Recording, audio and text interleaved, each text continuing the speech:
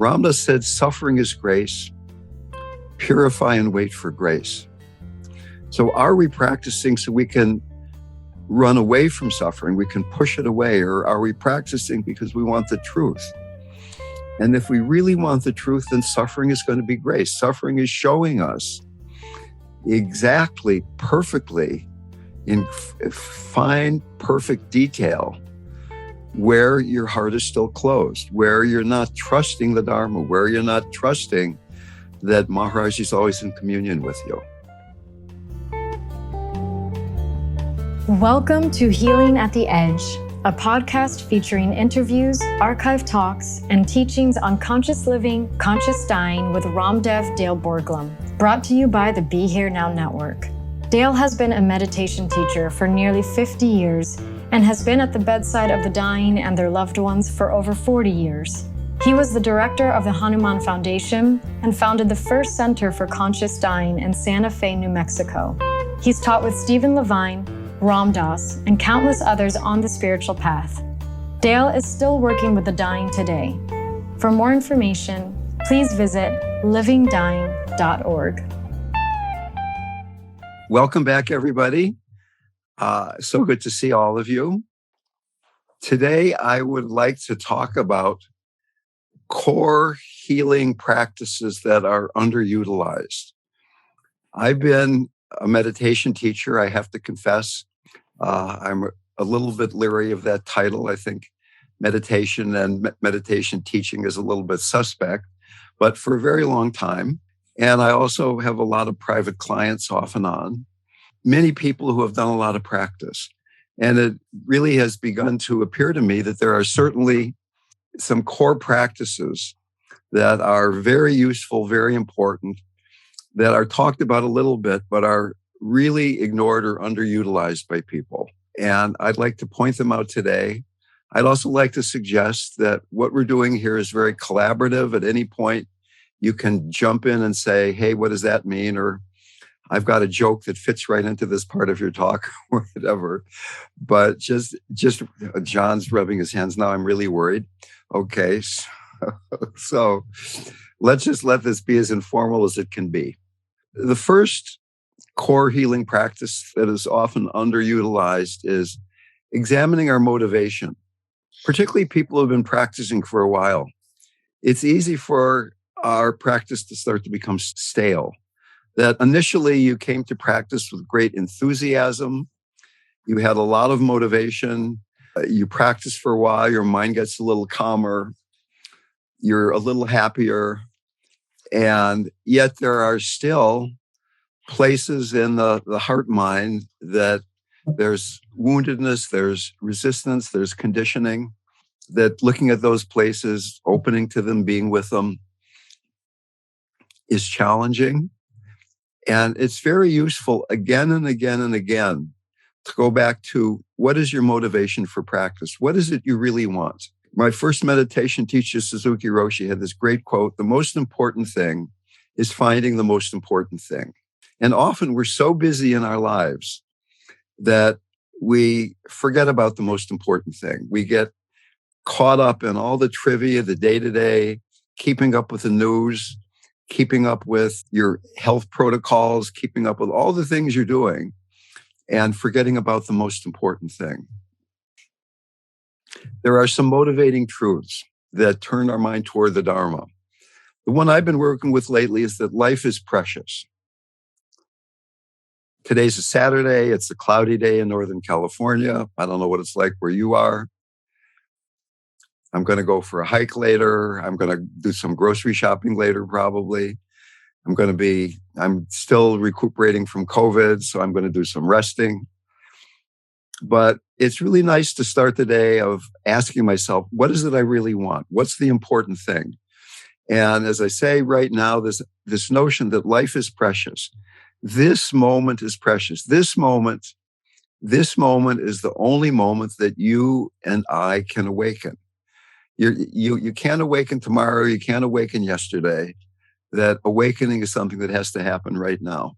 Another way of looking at that is that to have a lifetime in which you have a clear enough mind, a strong enough body, and an open enough heart that you're willing to sit down on a weekend and begin to contemplate the Dharma is a very rare thing in this world. Most people on this planet are busy trying to make sure that their children don't starve to death, that they're dealing with mass migration, they're dealing with the oppressive regime, they're dealing with family matters, they're dealing with money matters. And having the luxury, having the good karma, having the life in which you can really open to the Dharma and explore, once again, is precious. I remember I was in India at a certain ashram with a Swami that I ended up not particularly liking, so I won't mention his name. But he was saying this thing, here you have the opportunity to be with me as an enlightened being. So don't use too much energy in digesting. Eat only as little as you can to stay alive. And at the end of 6 months with him, I looked like I had just escaped from a concentration camp. I weighed 113 pounds. There was blood coming out of my asshole, my feet, and other places where blood shouldn't be coming out of, because I was trying so hard to get enlightened instead of trusting the preciousness of surrendering into who I was. I'm not saying it was completely his fault. My naivete and his whatever it is interacted in a way that wasn't very healthy for me. So what I'm suggesting here is really looking at motivation. You're going to die, but you don't know when. Life is precious. This moment is so precious. And just for a moment now, as we begin today, these 2 hours together are so precious. Let that sink in. Let it sink in how precious it is to have the technology, the people all over the world. There's Jim in France. There's Carly all the way over in Berkeley or Albany or wherever the heck it is. We won't go through all the places here. People are all over the place, right? So is it possible to just feel grateful, to feel the preciousness of what we're experiencing right now? How alive are you willing to be? What do you really want in the core of your heart?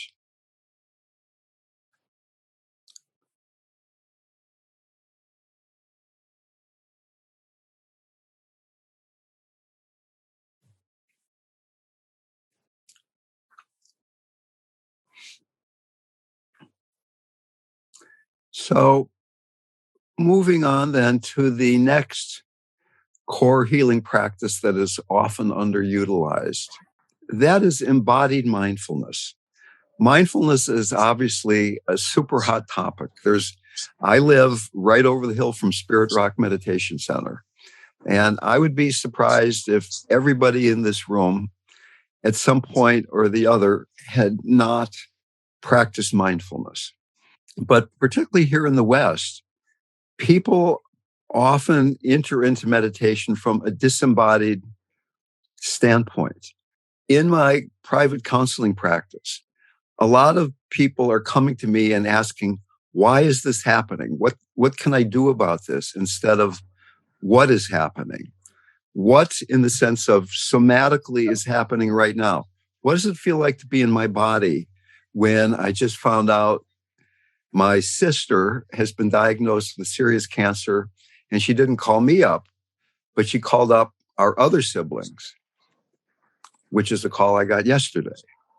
Very often, people focus on the trigger, particularly if there's a difficult emotion, rather than what is actually going on. So this movement from why to what, this movement from, instead of trying to solve a problem, to settle into the somatic experience. In Tibetan Buddhism, there's a slogan, drive all blames into yourself, into oneself. Instead of blaming the weather, the traffic, the neighbor, the family, the bank account, the body, you take responsibility for, here is the way I am feeling now, the ability to respond, responsibility. Grounding and centering practices, inhabiting the first 3 chakras, which we've talked about in great depth in some of the earlier groups, and are talked about in great depth in some of the podcasts. We're not going to go into that too deeply today. But I find again and again how useful it is to go back to inhabiting my body when something is difficult. Having COVID for 3 weeks and inhabiting a body that doesn't really feel like my body is this great opportunity for deepening the exploration of who am I? And beyond that, who lives and who dies? So this body is not, it doesn't enjoy climbing up steep hills the way it did a month ago. It's saying, no, I want to lie on the couch. Maybe I'm being lazy. Some people might say that, but I'm not good at resting. So I'm learning about, okay, here's what my body is telling me right now. Qualities of fear, guilt, and shame are exactly the emotions that arise when we're not grounded and centered. Fear, when we're not inhabiting the root chakra. Guilt, the second chakra, guilt about what I'm doing. Shame, the third chakra, shame about who I am. So if you're feeling guilt or shame, you're not centered. If you're feeling fear, anxiety, attacked, shocked, you're not grounded. You're not inhabiting the root. And these are very direct antidotes to a large percentage of what is bothering us. Can you watch the propensity to be bothered? And when you're feeling bothered, what does it feel like? Where in the body are you feeling it? Is it possible then to drop back into receiving support? If you're a devotional person like I am, I experience this as a relationship with the mother, that the Divine Mother is supporting me moment to moment to moment. There's always abundant support, abundant nourishment that allows me to be present and to thrive in this moment and the next one. Thrive doesn't mean I don't feel sick. Thrive doesn't mean I'm not going to die, but it means that I'm receiving that blessing, that sense of presence that is always available. My Guru Maharaji said, I am always in communion with you. He wasn't saying that to me because I dragged my butt to India. He was saying that as a kind of a global statement to everybody. He was not just my guru. Swami Nityananda said, be peaceful. I am everywhere. So suppose we actually believed that God is everywhere so that we could be peaceful. We actually believed that God was always in communion with us. It was only one egoic clinging thought away to this, from this surrender into who we are. Maybe you're not a devotional person. Maybe what you're opening to is the Dharma, Buddha, Dharma, and Sangha. Can you trust this surrender into the body rather than needing to try to figure it out? From the standpoint of Dzogchen, from the standpoint of non-dual, non-practice, the core teaching of Theravada, Hinayana, Vipassana practice is invoking the Buddha, Dharma, and the Sangha, taking refuge. The notion is that all we have to do is be mindful if we really trust the Buddha, the Dharma, and the Sangha. If we don't trust the Buddha, the Dharma, and the Sangha, then we're going to be trying to figure it out all the time. We're going to be lost in the mind. Why is this happening? Why is this happening? Rather than what is happening right now. So it's possible to have this deep connection in every moment. And once again, many people enter into practice. I certainly did.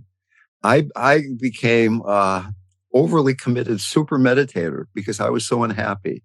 There was so much suffering in my life. I was the stuttering statistician from Stanford, right? I had this PhD. I'd spent 10 years at Berkeley and Stanford studying math and then mathematical statistics and biostatistics. And I felt so out of touch with anything that led me to believe I really wanted to be alive. I wasn't suicidal at all. I was way too narcissistic for that. But there are several people in my life, I was talking to a guy yesterday on the phone an older man who wants to stop eating and drinking and die. He's not sick at all. He just feels like, hey, I want to get out of here. And I was saying, I think you're copping out. The world needs somebody who has as much radiance and wisdom as you have. He said, well, I don't feel like doing it. I feel like it's time to go. And I said, well, I really respectfully disagree with you. And we had a very unsatisfying conversation. What is it that inspires you to really want to be alive? There are other people I know who have been abused, and in their abuse and trying to deal with the abuse, received further abuse in a way that there's deep trauma, and it's very difficult to feel joy in life. And maybe for you, it's not as intense as that. Maybe it's a lot more subtle. Maybe for you, there's just a lot of mundane existence. There's the shopping, there's the washing your body, there's the washing the food, there's the balancing the checkbook. I've got to do taxes for myself, for a trust, and for the Living Dying Project. Each one of these is a day long. 3 days a year, I'm doing income tax. I'm saying, God, why am I doing this? It's part of service. Okay. Centering is going beyond the struggle, letting oneself completely into the present moment. Stop trying to orient yourself in what you can pin down into the old thought patterns. RamDev said, suffering is grace. Purify and wait for grace. So are we practicing so we can run away from suffering? We can push it away, or are we practicing because we want the truth? And if we really want the truth, then suffering is going to be grace. Suffering is showing us exactly, perfectly, in fine, perfect detail, where your heart is still closed, where you're not trusting the Dharma, where you're not trusting that Maharaj is always in communion with you. So before we go on, let's do a short guided practice. It won't be our main meditation, but this notion, purify and wait for grace. Is it possible right now, as we're sitting here, to just for a second again, examine your motivation? What do you really want? What do you want in this moment? And can you begin to inhabit the lower part of your body? First, getting grounded. Just imagine that you're pushing energy out the base of your torso as you're breathing out. You're laying an energetic egg as you're breathing out. You're inhabiting the root, the base of your torso, the root chakra, the antidote to fear. You're feeling grounded. As you're breathing in, easy, natural in-breath, emphasizing the out-breath, but beginning to inhabit a part of the body that we often have partly, if not fully, abandoned a lot of the time. Grounded, the mother, the universe itself. There is this abundant, supporting, nurturing energy. Breathing out through the base, easy, natural in-breath, receiving the sense of support. Feel how the room has changed. People aren't collecting my ideas. There's this trusting dropping down, trusting dropping down. What does it feel like to be grounded? What does it feel like to not be grounded, to be lost in the mind? No judgment. One is not better than the other, but becoming comfortable with this surrender, this dropping down, inhabiting this part of your life.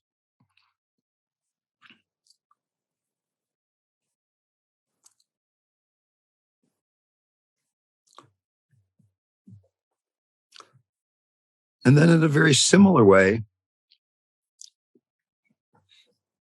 dropping down into the lower belly, the hara, the dantian, a few inches below your navel, a few inches inside the front of your body, becoming centered, the place from which martial arts are done.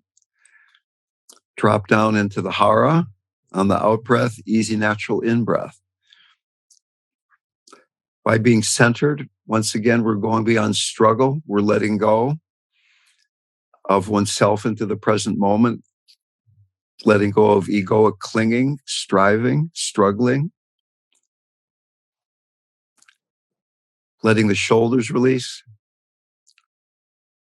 letting the lower belly release, but taking it one step further than diaphragmatic breathing and bringing strength into the lower belly with each out breath. Imagine that you have a large blood pressure cuff that goes all around your lower belly like your belt. And the pressure on this blood pressure cuff is constant, whether you're breathing in or breathing out. Even though you're releasing down as you breathe out, you're still keeping that firmness, that fullness, that strength that allows a very old, frail, tiny martial arts master to defeat a young, strong novice. Not your energy, but the energy. Not your chi, but the chi. Hara literally means sea of chi. And in Japanese, the word for breath is breathe out, breathe in. We emphasize the out breath. We create the space so that we can receive the energy when we breathe in. If you don't create the space through surrender on the out breath, surrendering egoic breathing, there's no space to receive. Receiving chi, receiving shakti, receiving the blessing that is in each moment. Purify and wait for grace. What are you willing to receive? What are you willing to be touched by? What are you willing to reach out for?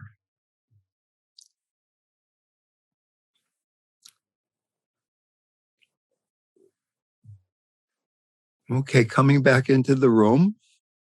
Any remarks about these first two topics? The first one is motivation.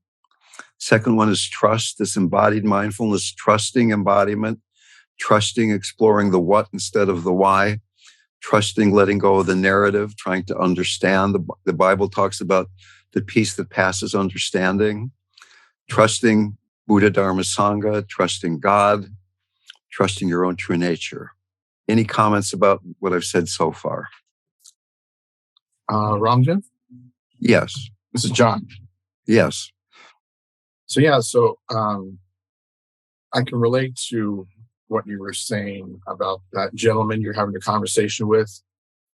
He said is basically, I just want to leave, leave the planet. Right. Right. I've been feeling a lot of that these last couple months.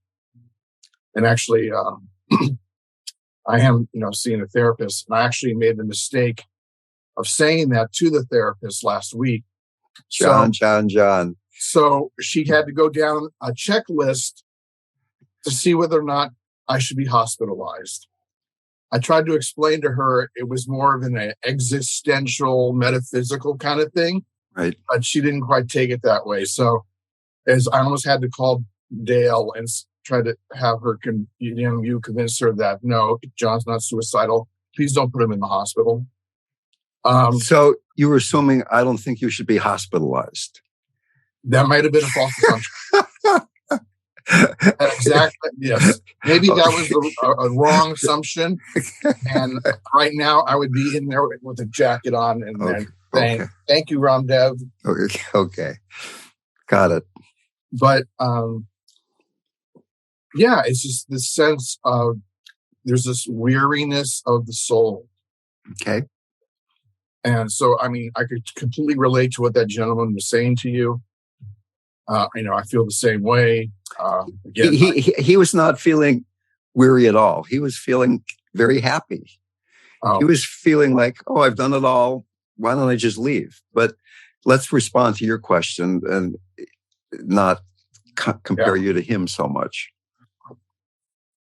I'm not quite sure how to, work with that. Obviously, talking to my therapist about it was not the best idea. So, do you have any ideas? Yeah, well, first of all, of course, she's legally bound to do that. She said that as she was reading off the checklist, yes. Yeah, and she should do that. I'm glad she did that. I know John well enough that I know And he's all the time sending me these Sufi poems about the deepest love and the deepest yearning, and very beautiful poetry about love and surrender. During all this time before I really made my way to Maharaji, and even after, and even during times when I was doing a lot of meditation retreats, there was a part of me that it almost felt like, why am I on this planet? This seems so cumbersome, having this body. I'm not enjoying this. But there was another part of me that had been touched by God, that had been touched by the Dharma. It was not something I was integrating into my life. I felt it at times during meditation. I felt it at times in nature, just a slight moment here and a slight moment there. But I knew beyond a shadow of a doubt that was real.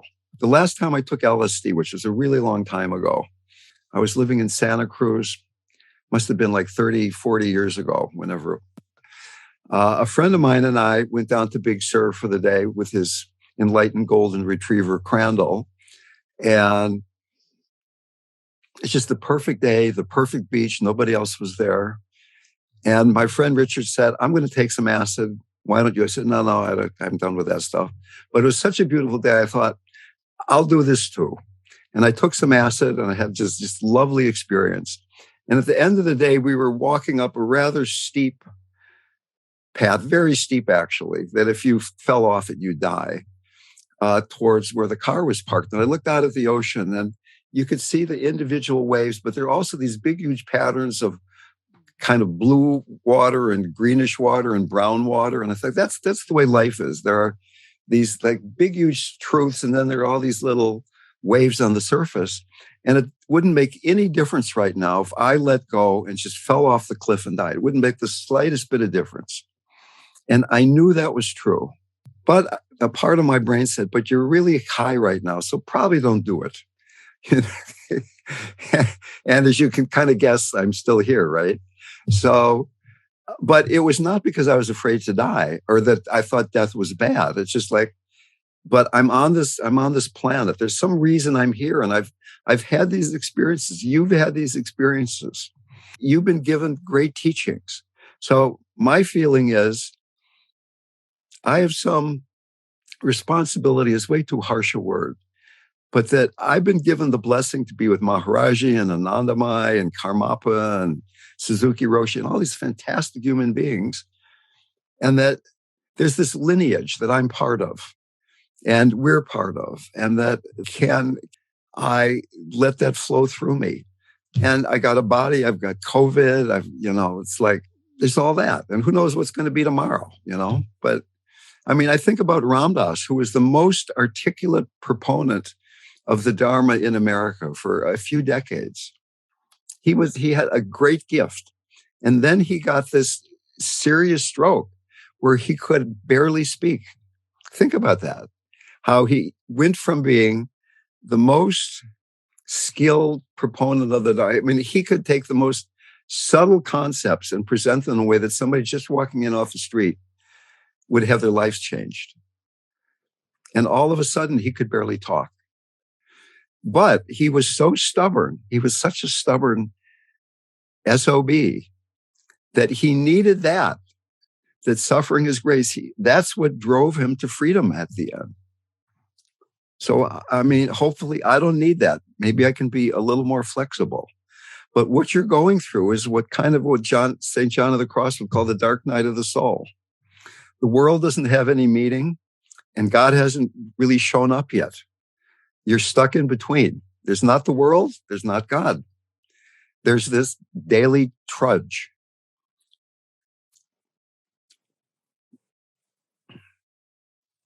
But you know that God is real, John. So get off your butt and believe it. Yes, RamDev. Okay. Actually, I've been reading a lot of John of the Cross recently. It's been very helpful. So it's more a comment than a question, which is to say, I really appreciate the little introduction and a little mini meditation that we just did. I've been meditating for a long time and have had a few gurus whom I really love, including my first one, Swami Muktananda. And so I am a bhakti because I do experience this huge love and grace sometimes from these enlightened teachers. And I have one now whom I just love, and am very, very moved by, but I still struggle a lot with anxiety. And that's why the little meditation that we did was very helpful, because I don't get grounded much in my root. I'm always thinking these lofty things that, and somehow or another beating myself up for not believing what I know to be true about the Dharma and about life and about what it's all about. So I'm just weighing these things, and that's basically all that I wanted to say, and that it's just been very helpful to listen here. Well, that's great to hear, but it's the perfect segue into what I want to say next. And that is compassion. Right. So that a lot of spiritual practice is about having compassion for yourself. You were saying you're beating yourself up. You've had these wonderful gurus, and here you're still an anxious person. You're a bad meditator. You're a bad practitioner. We're talking now about the heart, and there's a lot written about devotion and about gratitude and about forgiveness. There's a lot written about compassion too, but not necessarily so much about self-compassion and having mercy for ourselves. I know so many meditators who are so hard on themselves that they're feeling, here's the goal, here's where I am, there's a gap between these two places, and why the hell can't I diminish this gap and get there? There is no gap. There is nowhere to get. Anxiety is just as much the Divine Mother as non-anxiety. It doesn't feel as good, and it might clutter up your mind when you're thinking, I should meditate with a different kind of mind. But as long as you're using practice to feel that I'm broken and I need to fix my brokenness to get to this unbroken thing I read about in the books, you're stuck. You're spinning your wheels in the mud. You're not going to go anywhere. That meditation is really about realizing that there's nowhere to go. That I did so many Zen retreats, so many Vipassana retreats. And finally, it's like what we could have said to John there. I gave up. I had tried my best and I didn't get there. I almost died in India a couple of times. I practiced that hard. I almost died, literally. And still, I was a neurotic mess. I'm still a neurotic mess, but I don't care anymore. So that's a big step in the right direction, isn't it? The Buddha said, the awakening of faith or devotion is the dawn of realization, like a great light rising and shining within the heart. Without devotion, you're never going to feel any intimacy between yourself and the teachings or the lineage masters. The Buddha's talking here about devotion, and I could tell you so many stories about how many teachers have come from the East and have been surprised that what a difficult time Westerners have in feeling devotion because they don't feel self-compassion. I was at a Tibetan empowerment, and the teacher said, okay, let's everybody open your hearts, think about your mother. And then he said, oh, I forgot I'm in America. Thinking about your mother doesn't mean your heart's going to open. Everybody kind of laughed because it was so profoundly sad that you couldn't really take into yourself deeply enough the tragedy of living in a society where a lot of people don't love their mother because our society is broken in certain kinds of ways. Purify Khan. Like the mother of the world who carries the pain of the world in her heart. Each one of us is a part of her heart, and therefore each one of us is endowed with a certain measure of cosmic pain. You are sharing in that pain and are called upon it. You are called upon to meet it in joy rather than self-pity. The secret, offer your heart as a vehicle to transform cosmic suffering into joy. So that this anxiety that Sandy's talking about, offer that. That's your offering. Your life is your offering. Offering it to the mother, offering it to God, offering it to your practice. We go from conditioning to yearning for love to being love. So compassion literally means to suffer with. Compassion is not an emotion. It's not like I'm going to feel some compassion and I'm going to send it to John because his life is without joy, or send compassion to Sandy because Sandy's feeling anxious. I go into my heart, I open it, I feel compassion. It's a state of being. I feel compassion for me, for Sandy, for John, for Sheila, for everybody in the room. And it's not like I'm doing compassion. I'm surrendering into that openness. So that self-compassion, once again, is a very important, often ignored core practice that will deal with John's question, will deal with Sandy's comment. And probably 90% of the people who come to me, if they can get grounded and centered and feel compassion, particularly self-compassion, hooray, we've created, there's a lot of healing has happened. RamDev, Trudy has a question. Actually, it's a burning comment about self-compassion. I've tried so hard to love myself and do the self-compassion, and nothing was working. And yesterday I decided to try humor. And I was trying to love myself, and I'd already had anxiety attack and all kinds of things. And suddenly I was able to step out of my usual looking at myself and saying, oh, you need to love yourself, that kind of dialogue. I was able to step back, and I started almost laughing. And I said to my unloving self, oh, you gotta love her. You just gotta love her, in that sort of humorous way, like she's so quirky and she just can't seem to love herself. But suddenly I loved that part of me too, that I couldn't love myself, which was one of my biggest judgments, because I should know better. And it's hard to explain, but I really got it. I could really love even that part of myself that couldn't love myself. Right. It was so freeing. And I just laughed, and I said, and at that moment, I loved all of me. I said, you gotta love me. And that's it. So Trudy's making a very, very important point here. And whether you do it through humor or whatever else, that we often sit down with good intentions. I'm going to feel compassion. I'm going to feel compassion for somebody else. And we can't do it. We're feeling too anxious, or we're feeling too dark, or whatever it is. And some qualities on the spiritual path that are rarely talked about are our humility and flexibility. So you sit down and you're going to practice because a friend of yours is suffering and you can't do it. Are you humble enough to admit that you can't do it, and flexible enough to change your practice into compassion for yourself? A friend of mine I've told this story before, and I'll greatly abbreviate it, but he had a very fraught relationship with his father. His father had been a very difficult person. His father died. And a few years later, he decided that he was going to do Tonglen, that's compassion practice, essentially, for his father over a 3-day weekend. And after 3 days, he was so frustrated because he couldn't feel compassion for his father. He called me up and said, I sat for 3 days trying to feel compassion for my father, and I couldn't do it.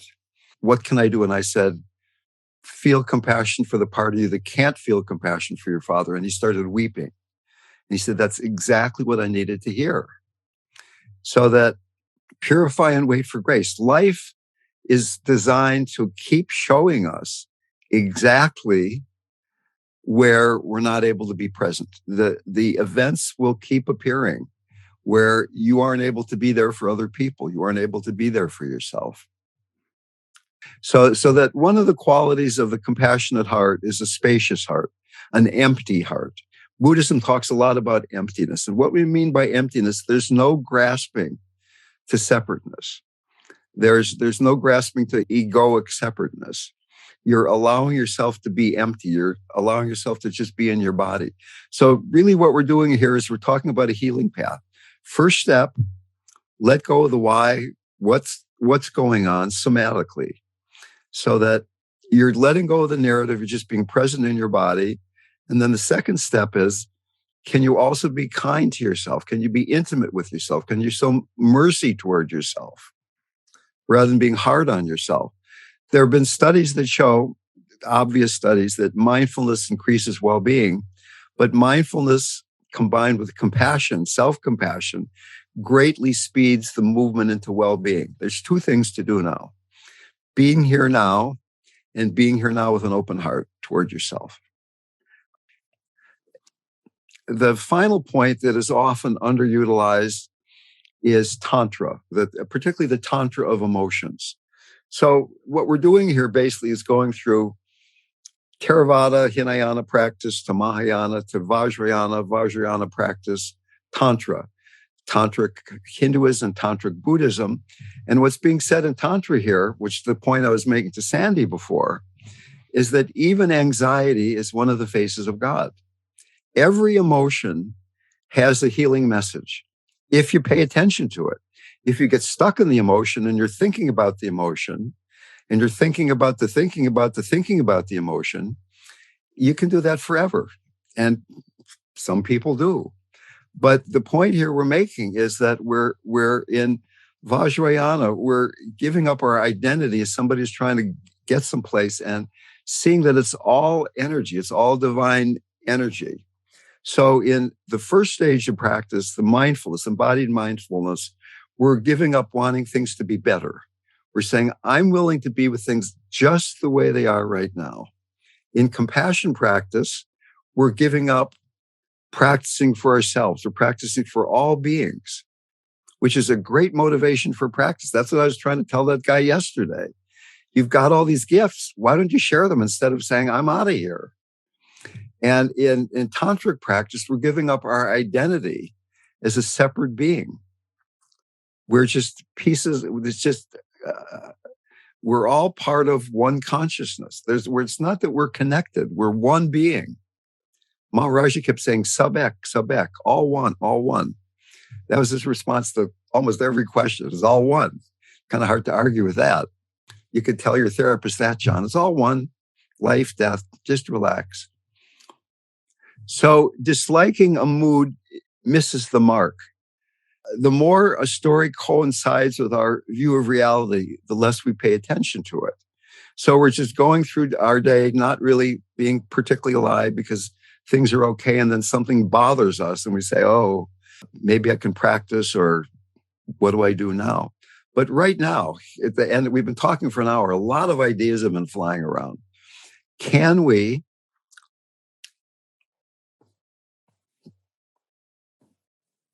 rest in the energy of this moment, the oneness of consciousness, so that really the point of Tantra is the step before wholeness, the step before total healing, the place into which we die. I work with dying people on a very regular basis. This moment, every moment, COVID, non-COVID, is practice for dying. It's practice for surrendering into the brilliant radiance, the boundless expansiveness of our true nature that Krishna was the exemplar of in the Gita.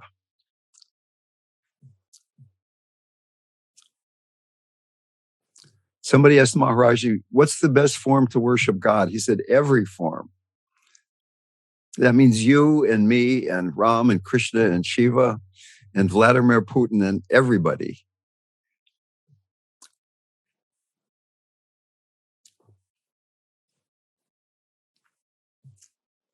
Basically, using these practices to get to the point of the surrender into non-practice. Nothing is a distraction. No emotion is a distraction from the wholeness of your being. John's feeling he wants the energy to be more colorful, to be more to his liking. This is it. Just the way it is. And in final non-practice, The slogan is no meditation because there's nobody to meditate, nothing to accomplish, no distraction. Nothing is a distraction. So that's so much more restful, so much more full. We become empty of self so we can become full. So much more full than striving. Right now, can we let go of any striving at all? Imagine that you might die in the next moment, or the next minute, or the next hour.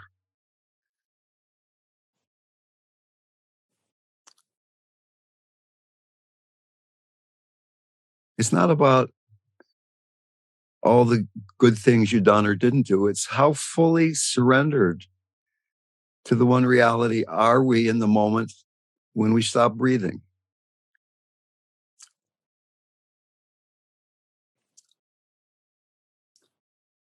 We are perfect exactly the way we are. Suzuki Roshi says, you're all perfect, but there's still some room for improvement. Well,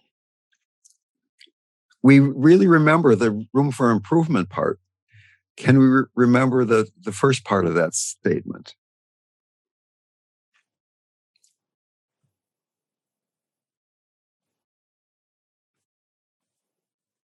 Total surrender to love, moment to moment. Find somebody, some person, some practice, some service where you can express surrender, where your surrender is received.